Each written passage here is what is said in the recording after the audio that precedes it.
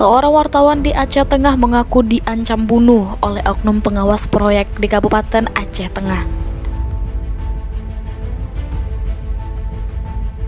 Hal itu dikarenakan wartawan media cetak harian Rakyat Aceh itu meliput proyek pembangunan Pasar Rejowali Sejahtera di Kecamatan Ketol, Kabupaten Aceh Tengah pada Kamis 10 November 2022 lalu.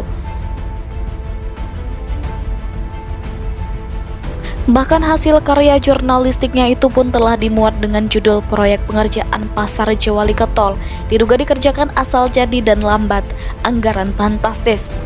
Akibat pemerintahan itu, jurnalisa mengaku diancam dibunuh.